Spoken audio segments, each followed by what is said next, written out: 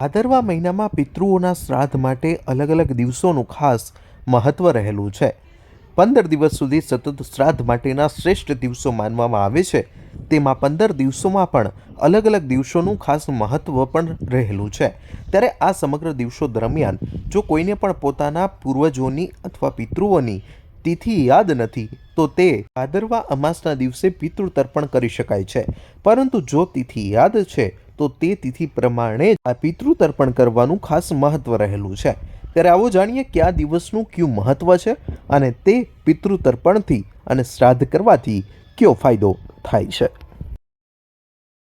હવે મહાભારતના અનુશાસન પર્વની અંદર યુધિષ્ઠિર મહારાજે પ્રશ્ન પૂછ્યો પિતામહ ભીષ્મને કે કઈ તિથિમાં શ્રાદ્ધ કરવાથી શું ફળ મળે. તો એ પ્રમાણે જોવા જઈએ તો એકમનું શ્રાદ્ધ કરવાથી યોગ્ય પુત્ર આપનારી સુંદર પત્નીની પ્રાપ્તિ થાય. બીજનું શ્રાદ્ધ કરીએ તો ઘરની અંદર સારામાં સારી કન્યા રૂપવતી કન્યાનો જન્મ થાય. ત્રીજના શ્રાદ્ધ કરવાથી આપણને ખૂબ સારું વાહન સુખ પ્રાપ્ત થાય. ચોથનું શ્રાદ્ધ કરવાથી અલગ અલગ પ્રકારના પશુઓની વૃદ્ધિ ઘરની અંદર થાય. પાંચમનું શ્રાદ્ધ કરવાથી સારામાં સારા કીર્તિવાન પુત્રોની પ્રાપ્તિ થાય. છઠ્ઠનું શ્રાદ્ધ કરવાથી શ્રાદ્ધ કરતા અને પરિવારના સૌંદર્યની વૃદ્ધિ થાય. આપણા મુખ ઉપર એક અલગ જ પ્રકારની આભા અને તેજ આપણને જોવા મળે.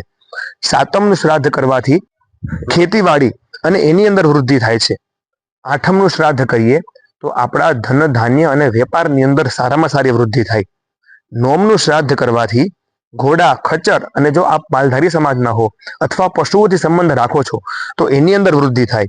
દશમનું શ્રાદ્ધ કરવાથી ગાયની વૃદ્ધિ. 11ના શ્રાદ્ધથી વાસણ કપડાની વૃદ્ધિ. 12નું શ્રાદ્ધ કરવાથી સોનું ચાંદી ઘરેણા અને ધાન્યની અને ધનની વૃદ્ધિ. 13ના શ્રાદ્ધની અંદર જ્ઞાતિમાં સન્માન, તમારા સમાજની અંદર તમારું સન્માન થાય. 14નું શ્રાદ્ધ કરવાથી તમે કીર્તિવાન બનો અને પૂનમ અને અમાસ આ શ્રાદ્ધ કરવાથી તમારા દરેક પિતૃઓ મોક્ષ પામે છે અને એ પિતૃઓની કૃપા તમારા ઉપર થાય છે.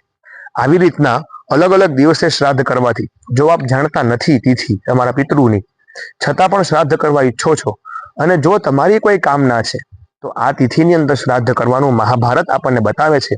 પરંતુ આગ્રહ એવો જ રહેવો જોઈએ કે આપણા પિતૃઓની તિથિના દિવસે જ શ્રાદ્ધ થાય જેથી કરીને તે પિતૃઓ શ્રાદ્ધનો સ્વીકાર કરે. ધન્યવાદ. જય શ્રી કૃષ્ણ. આમ હાલમાં ભાદરવો માસ છે તે પિતૃઓનો માસ ગણવામાં આવે છે. પિતૃઓના મોક્ષાર્થે લોકો પૂજન અર્ચન કરતા હોય છે અને પુણ્યતાનું ભાથું બાંધતા હોય છે. ત્યારે હવે ભાદરવી અમાસ સુધી હવે પુણ્યતાનું ભાથું બાંધવા માટે લોકો દામોદર કુંડ ખાતે ઉમટી પડશે. આશીષ પરમાર, લોકલ 18, જુનાગઢ.